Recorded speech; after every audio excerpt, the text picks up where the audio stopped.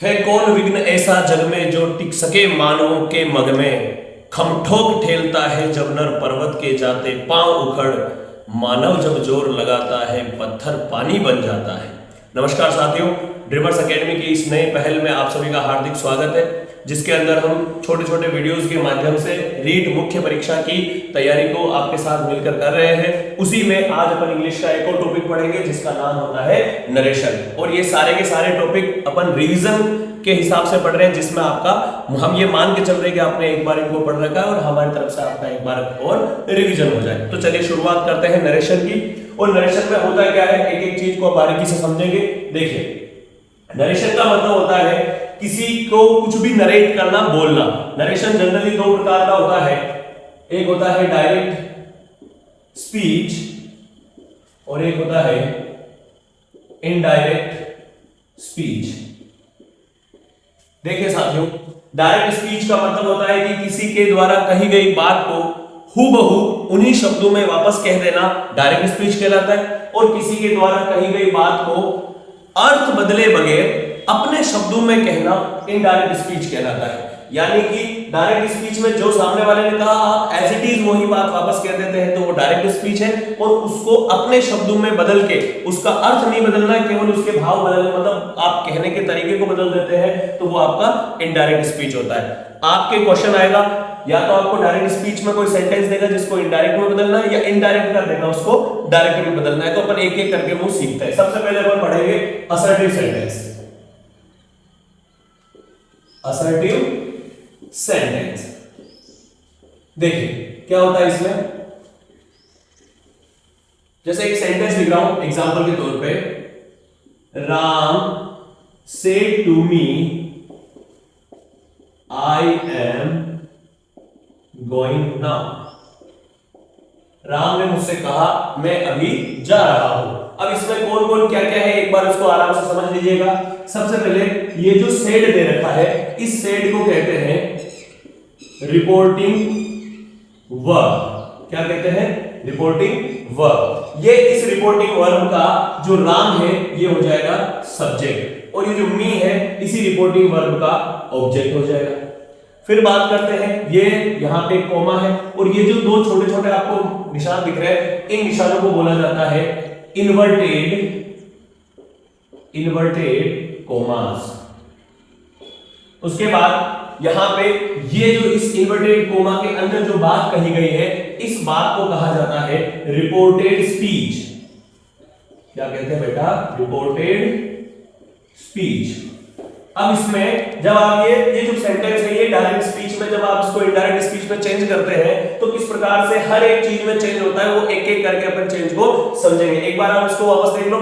ये है reporting verb, ये है रिपोर्टेड स्पीच, यहां पे लगा हुआ है इन्वर्टेड कोमा, और यहां पे है इसी रिपोर्टिंग वर्ब का ऑब्जेक्ट, और ये है रिपोर्टिंग वर्ब का सब्जेक्ट। अब एक बार इसको पॉज कीजिए, मैं मिटा के वापस करूंगा। चलिए अब अपन बात करते हैं असर्टिव सेंटेंस में डायरेक्ट स्पीच से इनडायरेक्ट स्पीच में जब अपन चेंज करते हैं तो क्या क्या चेंजेस वहां पे होते हैं, एक एक करके समझते हैं। सबसे पहला चेंज अपन यहीं से शुरुआत करेंगे, इधर से ही, तो एक एक चीज लेते चलेंगे और उसका चेंज देखेंगे। सबसे पहली चीज जो आपको मिलेगी, यहां कोई चेंज नहीं होगा, ये रहा सेड टू। तो पहला काम आपको करना है सेड टू को, अगर असर्टिव सेंटेंस है यानी साधारण से वाक्य है, तो सेड टू को आपको किसमें बदलना है? टोल्ड में। किसमें बदलना है बेटा? टोल्ड में। लेकिन अगर सिंपल सेड लिखा है तो ये टोल्ड में बदलेगा क्या? नहीं बदलेगा। अगर ये सेड की सेकंड फॉर्म है सेड, अगर ये ना होके कहीं से दे रखा हो सिंपल सेड टू, तो सेड टू किसमें बदल जाएगा? सेड टू बदलेगा आपका टेल में, क्योंकि अगर इधर सेकंड फॉर्म ना होके फर्स्ट फॉर्म है तो टेल की भी फर्स्ट फॉर्म आ जाएगी, ये टोल्ड तो सेकंड फॉर्म है। ठीक है, अगर यहां पे सेज टू दे रखा है तो ये टेल्स में बदल जाएगा। ठीक है, इतनी बात क्लियर है। तो पहले अपन ने इसकी बात कर दी, रिपोर्टिंग वर्ब कैसे चेंज होगी। फिर अपन आगे आते हैं, मी में कोई चेंज नहीं होगा। इसके बाद ये कोमास हटेंगे। देखिए दूसरा पॉइंट, इन्वर्टेड कोमास को हटा के हम क्या लगा देते हैं कंजंक्शन के तौर पे? दैट लगा देते हैं। ये क्या है? कंजंक्शन है। क्या है बेटा? कंजंक्शन। तो ये दूसरी बात जो आपको ध्यान में रखनी वो है दैट लगा देंगे। किसको हटा के? इन्वर्टेड कोमा को हटा के। फिर अब इससे अंदर गए और यहां पे क्या चेंजेस होंगे, तो इन चेंज को समझना। पहली चीज, सबसे पहले यहां पे सब्जेक्ट के तौर पे आपको कोई ना कोई प्रोनाउन, कोई ना कोई नाउन नजर आएगा। अगर नाउन नजर आ रहा है तो उसमें कोई भी परिवर्तन नहीं करना है। प्रोनाउन में कैसे चेंज होता है देखो, प्रोनाउन इसमें चेंज करने के लिए आपको एक चीज याद रखनी है, सन 1 2 3, बस ये इससे आपका हो जाएगा। क्या है इसका मतलब सन 1 2 3 का? यदि फर्स्ट पर्सन है, यहां मैं लिख देता हूं फर्स्ट पर्सन, अगर फर्स्ट पर्सन है तो रिपोर्टिंग वर्ब के सब्जेक्ट के अकॉर्डिंग चेंज होगा। किसके अकॉर्डिंग चेंज होगा बेटा? सब्जेक्ट के अकॉर्डिंग। यदि सेकंड पर्सन है, ये देखो टू के ऊपर ऑब्जेक्ट आ रहा है ओ, सेकंड पर्सन किसके अकॉर्डिंग चेंज होगा? तो ये चेंज होगा आपका ऑब्जेक्ट के अकॉर्डिंग। तीसरी बात, अगर थर्ड पर्सन दे रखा है, थर्ड पर्सन कौन सा होता है? ही शी इट दे वाला। अगर थर्ड पर्सन है तो third person and for no change, third person में कोई भी परिवर्तन आपका देखने को नहीं मिलेगा। इतनी बात क्लियर है? फिर नेक्स्ट चौथा, अब बात करते हैं, ये प्रोनाउन को अपन ने चेंज कर दिया। प्रोनाउन के बाद अपन बात करते हैं यहां पे, जैसे ये प्रोनाउन खत्म हुआ, अब आ गया है टेंस। तो टेंस को कैसे चेंज करते हैं? तो टेंस में देखो टेंस में ना किताबों में जब तुम इसको पढ़ते हो तो बहुत कॉम्प्लिकेटेड सा आपको नजर आता है, और इसको रखने की बच्चे कोशिश करते हैं। कुछ भी नहीं है, मैं आपको एक छोटी सी टेक्निक बता रहा हूं, उससे आप पूरा टेंस का एक ही बार में सारा समझ जाओगे। क्या टेक्निक है सुनना ध्यान से। जैसे मान लो Ram said to me, Ram ने मुझे कहा आई एम गोइंग नाउ, मैं अभी जा रहा हूं। अब ये बात जब राम ने मुझे कही तो उस टाइम राम प्रेजेंट में था, राम कह रहा था कि मैं इस समय जा रहा हूं। लेकिन मान लो अपन इसको ऐसे टाइम फ्रेम में लेते हैं कि मान लो राम ने मुझे ये बात 1 बजे कही, अब मैं इसी बात को चेंज करके अगर तुम लोगों को कह रहा हूं तो तुम लोगों को मैं कब कहूंगा? मान लो मैं ठीक 1 बजे तो नहीं कह सकता क्योंकि उसने कह दी है, तो उसके ठीक बाद कहूंगा। तो मान लो मैंने 1:10 में तुमको ये बात कही, तो अब देखा जाए तो जो राम वाला जो काम था वो टेक्निकली अभी 1:10 है और वो पहले हम पिछला समय है, इसका मतलब वो पास्ट का टाइम हो गया। तो कहने का मतलब जितने भी जिस भी प्रकार का मतलब जिस भी प्रकार का टेंस होगा वो अपने पास्ट में चला जाएगा। अपने पास्ट में कैसे? देखो मैं समझाता हूं। अगर कहीं प्रेजेंट में सिंपल दे रखा है तो वो किस में चेंज हो जाएगा? पास्ट सिंपल में, कोई दिक्कत नहीं। अगर कहीं प्रेजेंट कंटिन्यूअस दे रखा है तो ये किस में चेंज हो जाएगा? ये इसी के पास्ट में, यानी पास्ट कंटिन्यूअस में चेंज हो जाएगा। अगर कहीं प्रेजेंट परफेक्ट दे रखा है तो ये आपका चेंज हो जाएगा इसी के पास्ट में, यानी पास्ट परफेक्ट में। और अगर कहीं प्रेजेंट परफेक्ट और कंटिन्यूअस टेंस दे रखा है तो ये आपका पास्ट परफेक्ट कंटिन्यूअस टेंस में चेंज हो जाएगा। सर यहां तक नजर आ रहा है क्या? यहां तक ठीक, पास्ट परफेक्ट कंटिन्यूअस में चेंज हो जाएगा। अब ये सारी बातें अपन ने प्रेजेंट की करी, तो हमें कुछ भी याद नहीं रखना है, जिस प्रकार का प्रेजेंट है उसी प्रकार के पास्ट में बदल जाएगा। ठीक है, अब बात करें पास्ट की, तो पास्ट का क्या होगा? तो देखो अगर पास्ट सिंपल टेंस है तो ये भी अपने और पास्ट में चला जाएगा। तो आपने टेंस अगर ढंग से पढ़ा होगा तो उसमें अपन पढ़ते हैं कि पास्ट का भी पास्ट किसको कहते हैं? वो कहते हैं पास्ट परफेक्ट को। तो ये जो पास्ट सिंपल है ये किसमें चेंज हो जाएगा? पास्ट परफेक्ट में। ठीक बात है। पास्ट कंटिन्यूअस किसमें चेंज हो जाएगा? तो ये चेंज हो जाएगा पास्ट परफेक्ट कंटिन्यूअस में। और यहां पे अगर पहले से ही पास्ट परफेक्ट में है या पहले से पास्ट परफेक्ट कंटिन्यूअस में है तो अब और तो पास्ट नहीं हो सकता, तो इसलिए इन दोनों में हम कहेंगे नो चेंज, कोई भी परिवर्तन नहीं होगा। तो हमने अभी टेंस के बारे में बात करी है। क्या क्या था? प्रेजेंट सिंपल टेंस अगर है, किसी भी प्रकार का टेंस है, सिंपल कंटिन्यूअस परफेक्ट या परफेक्ट कंटिन्यूअस, तो अगर वो प्रेजेंट में है तो वो एग्जैक्टली उसी प्रकार के पास्ट में चेंज हो जाएगा। अगर कोई पास्ट सिंपल है तो वो पास्ट का भी पास्ट हो जाएगा। पास्ट का भी पास्ट मतलब क्या हो जाएगा बेटा? पास्ट परफेक्ट हो जाएगा। और अगर पहले से पास्ट कंटिन्यूअस है तो पास्ट परफेक्ट कंटिन्यूअस हो जाएगा।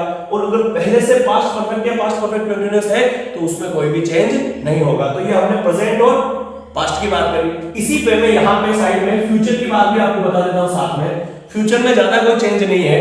फ्यूचर में अगर विल है तो उसका वुड हो जाएगा, शैल है तो उसका शुड हो जाएगा, कैन है तो उसका कुड हो जाएगा, मे का माइट हो जाएगा। बस ये कुछ मॉडल में चेंज होते हैं। तो ये अपन ने अभी एक बार के लिए बात करी है किस किस की।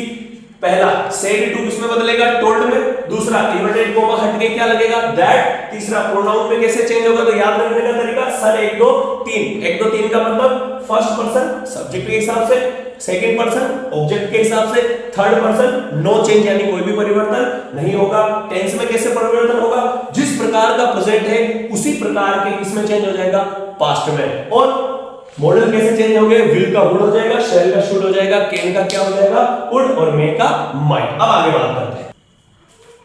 ओके, अब कुछ शब्द हैं जो डायरेक्ट स्पीच से इनडायरेक्ट स्पीच में चेंज होते हैं, तो वो भी शब्द भी चेंज होते हैं। जैसे टुडे है तो इसका हो जाता है दैट डे। अगर टू नाइट है तो उसका हो जाएगा दैट नाइट। नाउ का हो जाता है देन, दिस का हो जाएगा दैट। देखो इसको ऐसे समझो, अगर मैं ये कह रहा हूं कि यहां, तो अब यहां किसी और को जाके बात कहेंगे तो यहां नहीं कहेंगे, इसको कहेंगे वहां। तो यहां से यहां मतलब दिस, और दैट मतलब वहां, तो दूर के लिए, तो दिस का हो जाएगा दैट। अगर बहुवचन है, प्लूरल है, तो दीज है, तो दीज की जगह हो जाएगा दोज। अगो का हो जाएगा बिफोर। यस्टरडे है, यस्टरडे का होगा द प्रीवियस डे, और टुमारो का हो जाएगा द नेक्स्ट डे। और लास्ट डे के लिए भी upon the previous day use कर सकते हैं। अब अपन एक और रूल है उसको बात करते हैं और फिर इसके बाद अपन प्रैक्टिस करेंगे। ओके, एक और बात है जो हमें ध्यान रखनी, वो क्या है कि यदि रिपोर्टिंग वर्ब प्रेजेंट या फ्यूचर टेंस में हो, यानी जहां पे सेड टू आया था ना, तो सेड टू का मतलब तो पास्ट टेंस में था। सेड की जगह अगर मान लो से आ जाए या विल से आ जाए, तो कहने का मतलब प्रेजेंट या फ्यूचर टेंस में अगर आ जाए, तो रिपोर्टेड स्पीच के टेंस में हमें कोई भी चेंज नहीं करना है। जैसे अपन ने चेंज देखा था ना, वो चेंज यहां पे नहीं करना है, एज इट इज रहेगा, ठीक है। बट प्रोनाउन में चेंज होगा, ये बात ध्यान रखें, ठीक है। दूसरी बात कि चलो रिपोर्टिंग वर्ब प्रेजेंट और फ्यूचर में नहीं आया, किसमें आ गया, पास्ट टेंस में आ गया। अगर रिपोर्टिंग वर्ब पास्ट टेंस में आ गया और रिपोर्टेड स्पीच के अंदर यूनिवर्सल ट्रूथ, कोई इडियम आ गई, कोई फ्रेज आ गई, कोई हिस्टोरिकल फैक्ट आ गया, तो भी उसके टेंस में कोई भी चेंजेस नहीं होंगे। इसका क्या मतलब है, जैसे मान लो कहीं लिखा गया कि sun rises in the east, सूर्य पूर्व में उदय होता है, ये यूनिवर्सल ट्रूथ है। तो अब आप इसको चेंज करोगे और ऐसा कह लो कि सूर्य पूर्व में उदय होता था, इसका मतलब क्या अब नहीं होता है क्या, अभी भी होता है ना, तो इसके टेंस में कोई भी चेंज करने की आवश्यकता नहीं पड़ेगी। तो ये दो बातें हैं जो हमें और याद रखने की जरूरत है, ठीक है। अब अपन बात करते हैं, एक सेंटेंस को चेंज करते हैं, लेकिन कैसे क्या चेंज होता है। तो सबसे पहले सेंटेंस रहेगा Ram said to me I am going now. ये है आपका डायरेक्ट स्पीच में, इसको हमें इनडायरेक्ट स्पीच में चेंज करना है। तो सबसे पहला कॉन्सेप्ट लगाओ, राम सेड टू किसमें चेंज होता है, याद करो, टोल्ड में। तो पहले कर दो राम टोल्ड मी। फिर देखो कोमा और इन्वर्टेड कोमास को हटा के हम क्या लगा देते हैं, वहां पे दैट कंजंक्शन लगा देते हैं। तो राम टोल्ड मी दैट। यहां तक सबको क्लियर है क्या, सेड टू टोल्ड में बदल गया, इन्वर्टेड कोमा हटा के हमने क्या लगा दिया, दैट लगा दिया। अब आते हैं यहां पे रिपोर्टेड स्पीच का जो फर्स्ट सब्जेक्ट है आई, ये कौन सा पर्सन है, फर्स्ट पर्सन है। फर्स्ट पर्सन किसके हिसाब से बदलता है, मैंने आपको कहा था, याद रखो, सन 1 2 3, फर्स्ट पर्सन बदलता है सब्जेक्ट के अकॉर्डिंग। तो यहां पे सब्जेक्ट कौन है, राम। तो राम के लिए कौन सा प्रोनाउन यूज होगा, राम के लिए प्रोनाउन यूज होगा ही। तो यहां पर आ जाएगा Ram told me that he. अब देखो एम गोइंग कौन सा टेंस है, प्रेजेंट कंटीन्यूअस टेंस है। जिस भी प्रकार का टेंस है वो उसी प्रकार के पास्ट में चेंज हो जाएगा। तो प्रेजेंट कंटीन्यूअस किस में चेंज होगा, पास्ट कंटीन्यूअस में। तो पास्ट कंटीन्यूअस में क्या हो जाएगा, ही के साथ वाज लगेगा, ही वाज गोइंग। और ये नाउ जो है ये किस में चेंज हो जाएगा, नाउ चेंज हो जाएगा आपका देन में। ये लो, ये आपका डायरेक्ट स्पीच से क्या बन गया, इनडायरेक्ट स्पीच। को और भी एग्जांपल करते हैं। रजत said to me you are cooking food। अब यहां पर देखो सबसे पहला काम करना है, ये तो रजत तो ऐसे आएगा, रजत said to, जैसे आप said to देखो, इधर देखो सेंटेंस कौन सा है, असर्टिव सेंटेंस है। असर्टिव सेंटेंस में said to किसमें बदलता है, told में बदलता है, ठीक है। रजत told me असर्टिव सेंटेंस में इन्वर्टेड कोमा हटा के क्या लगाते हो, conjunction that. Rajat told me that you, कौन सा पर्सन है, सेकंड पर्सन। सेकंड पर्सन किसके हिसाब से बदलता है, ऑब्जेक्ट के हिसाब से। यहां का ऑब्जेक्ट क्या है, मी। मी का सब्जेक्टिव रूप होता है आई, तो Rajat told me that I are cooking, कौन सा टेंस, प्रेजेंट कंटीन्यूअस टेंस।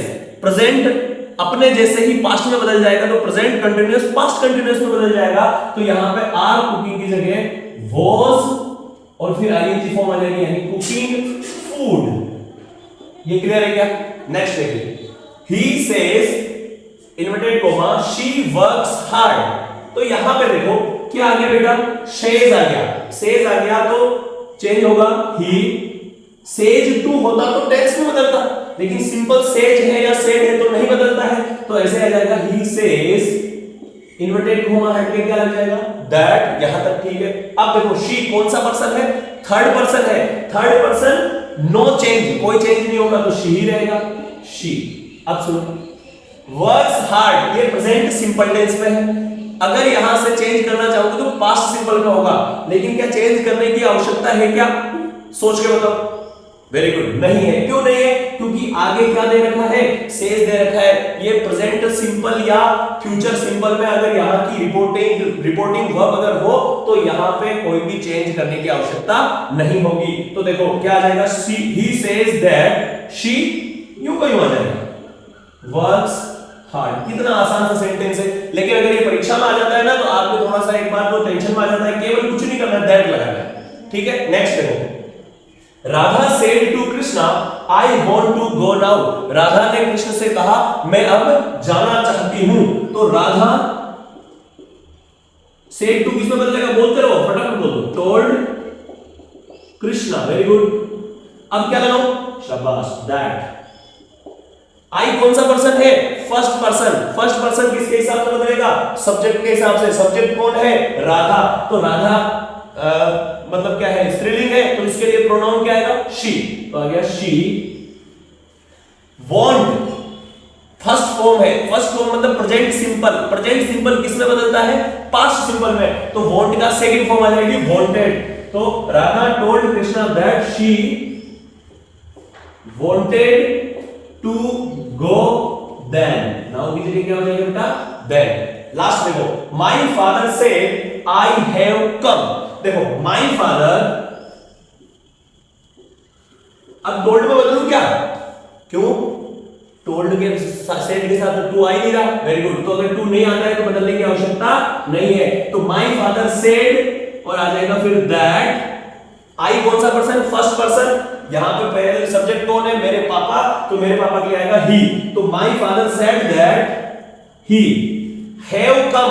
कौन सा टेंस है, हैज हैव प्लस वर्ब की थर्ड फॉर्म, कौन सा टेंस हो गया, present perfect tense. Present perfect tense किसमें बदलता है, पास्ट परफेक्ट में। Very good. तो पास्ट परफेक्ट में क्या आएगा, हैड प्लस वर्ब की थर्ड फॉर्म। तो क्या बनेगा, my father said that he had come. यहां पे ये अपने सारे क्वेश्चन होते हैं। ओके, अब अपन असर्टिव सेंटेंस के बाद पढ़ते हैं इंटरोगेटिव सेंटेंस में। देखिए भाई, हम इन वीडियो में आवाज की क्वालिटी की ज्यादा गारंटी नहीं ले सकते, लेकिन कंटेंट की क्वालिटी की गारंटी लेते हैं, क्योंकि हमारे पास जितने भी उपलब्ध संसाधन है हम उनका इस्तेमाल करके आप तक ये कंटेंट पहुंचाने का प्रयास करेंगे। तो आवाज को थोड़ा बहुत आप मैनेज कीजिएगा, कंटेंट आपको एक नंबर मिलेगा। देखो इंटरोगेटिव सेंटेंस क्या है, इस पर बात करते हैं। हिंदी में इनको कहते हैं प्रश्नवाचक वाक्य, और ये दो प्रकार के होते हैं इंटरोगेटिव सेंटेंस। पहले इनको समझ लो, दो प्रकार के कैसे होते हैं। दो प्रकार से प्रश्न पूछा जा सकता है। पहला होता है यस नो टाइप आंसर वाले, यस नो टाइप आंसर वाले, और दूसरा होता है WH वर्ड वाले। यस नो टाइप आंसर वाले क्वेश्चन क्या होते हैं, जिसका उत्तर या तो यस होता है या नो होता है। जैसे क्या तुमको समझ में आ रहा है, अगर आ रहा है तो यस, नहीं आ रहा है तो नो। इसमें कोई और जवाब दे सकते हो क्या, नहीं दे सकते। तो इनकी खासियत ये होती है कि हेल्पिंग वर्ब से स्टार्ट होते हैं। और WH वर्ड वाले जो क्वेश्चन होते हैं इनका कुछ न कुछ अलग आंसर आपको देना पड़ता है, यस नो इनका आंसर नहीं होता है। जैसे तुम्हारा नाम क्या है, तो यहां पे आपको व्हाट इज योर नेम, तो वोट से शुरू होगा, तो किससे स्टार्ट होता है, WH वर्ड से ही स्टार्ट होता है। ठीक है, ये दो फर्क है इसमें। ठीक है, तो अपन बात करते हैं इस पे क्या क्या आपको चेंज करना है। देखो पहला काम, सेड टू जो है उसको चेंज करना है, सबसे पहला वही मिलेगा अपने को। तो सेड टू को किस में बदलेंगे, किसके लिए चेंज कर रहे हैं, इंटरोगेटिव सेंटेंस के लिए। इंटरोगेटिव सेंटेंस में सेड टू को चेंज करना है आपको, या तो आस्क्ड में, आस्क्ड नहीं है तो इंक्वायर्ड में, या क्वेश्चन में, या इंटरोगेटेड में। और जनरली जो अपने आता है तो वो आस्क्ड तक ही अपन इसको देखते हैं। तो said to, asked, inquired, question या इंटरोगेटेड में चेंज होगा। दूसरी बात जो इसमें आपको करनी है, आपने देखा होगा ये जो इंटरोगेटिव सेंटेंस होते हैं इनका फॉर्मेट कैसा होता है। इनका फॉर्मेट होता है हेल्पिंग वर्ब आगे होती है, फिर सब्जेक्ट आता है, फिर मेन वर्ब आती है, फिर ऑब्जेक्ट आता है और लास्ट में आता है क्वेश्चन मार्क। इसको जब आप चेंज करोगे तो ये सब्जेक्ट पहले आ जाएगा और इसके बाद हेल्पिंग वर्ब और बाद में मेन वर्ब और बाद में आ जाएगा आपका ऑब्जेक्ट और ऑब्जेक्ट के बाद लग जाएगा फुल स्टॉप। यानी कि इन प्रश्नवाचक वाक्यों को बाद में आपको साधारण वाक्यों में बदल देना है। फिर तीसरा जो चेंज आपको करना है वो ये है कि सर कंजंक्शन क्या लगेगा। तो कंजंक्शन के तौर पे इन्वर्टेड कोमा को हटाकर आपको लगाना है इफ ऑब्लिक वेदर। कब लगाना है सर, जब यस नो टाइप के क्वेश्चन हो वहां पे इफ और वेदर लगाना है, और जब WH टाइप के क्वेश्चन हो तो वहां पे कंजंक्शन क्या रहेगा, WH वर्ड ही कंजंक्शन का काम करेगा। बात क्लियर है।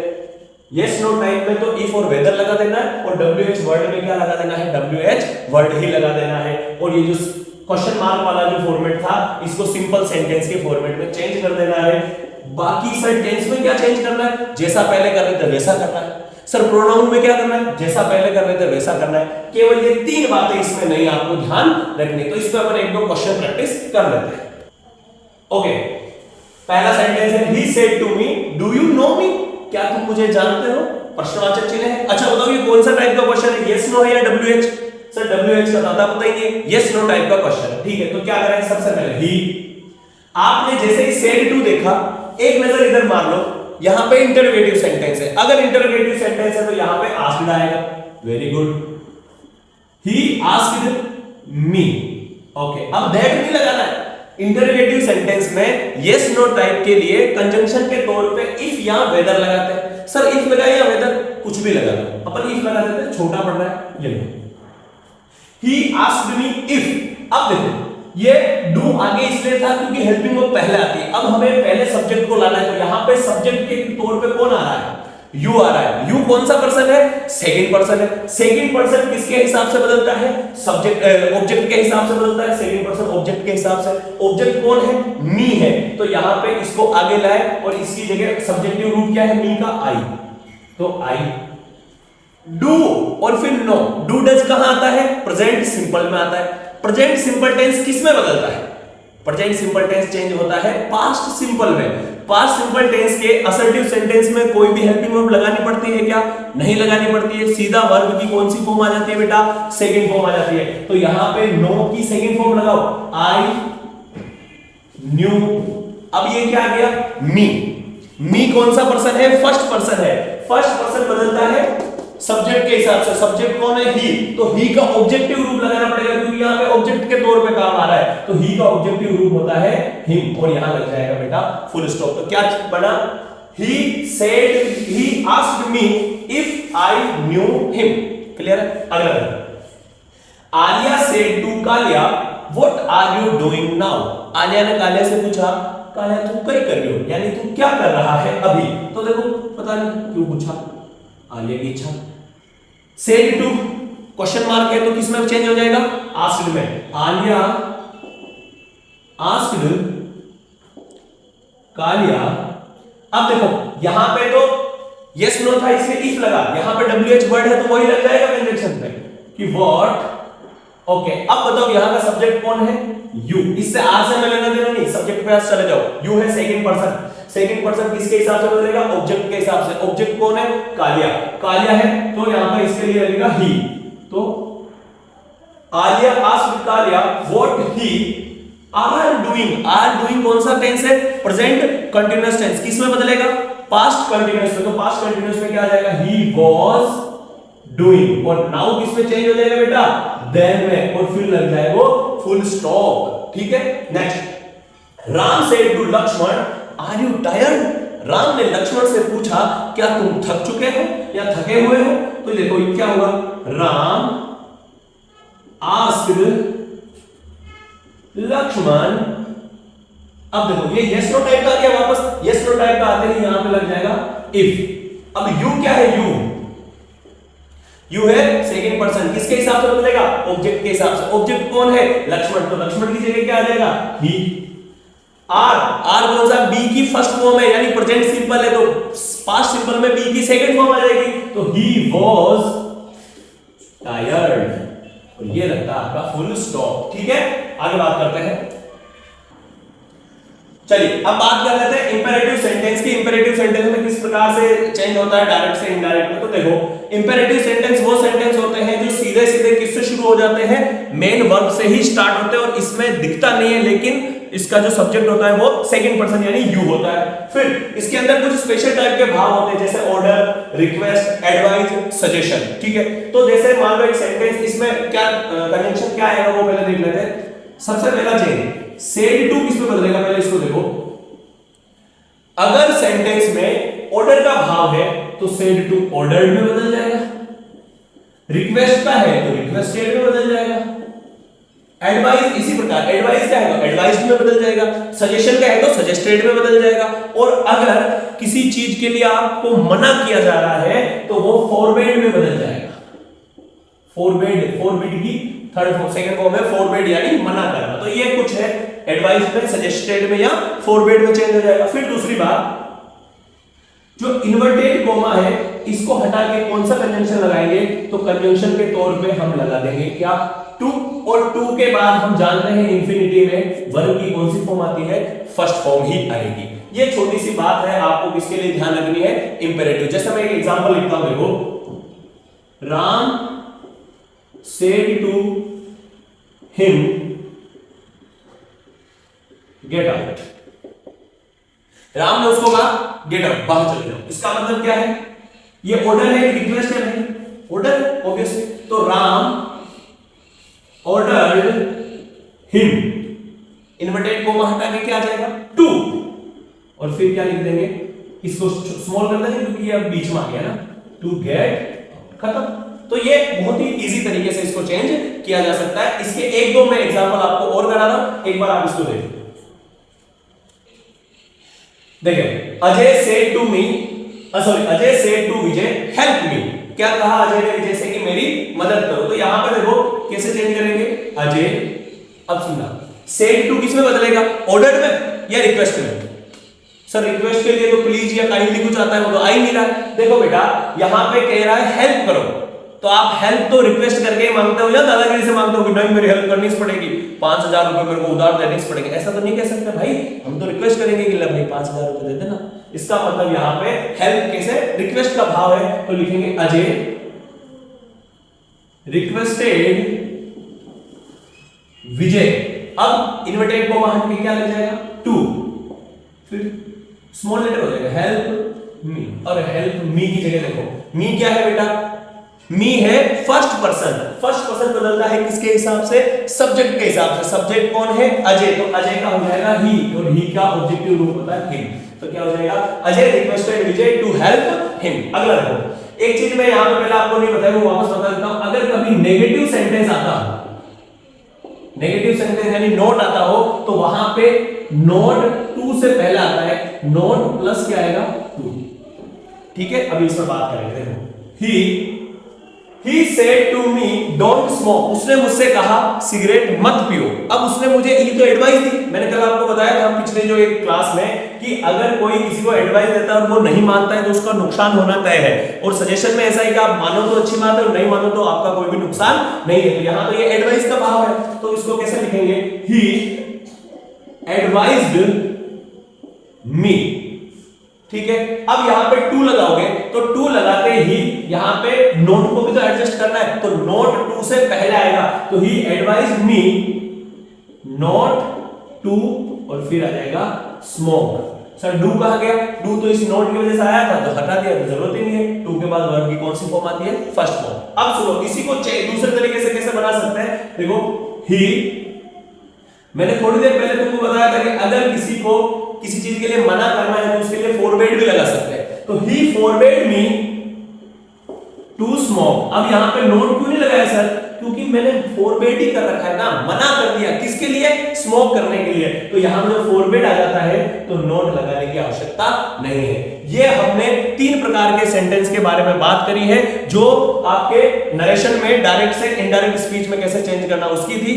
इसके अगले पार्ट में हम इसके रिमेनिंग पार्ट को भी पढ़ेंगे और कुछ क्वेश्चन प्रैक्टिस करेंगे। तब तक के लिए आप अपनी तैयारी को करते रहिए। अगर ये वीडियो अच्छा लगता है तो और साथियों के साथ शेयर कीजिए। धन्यवाद।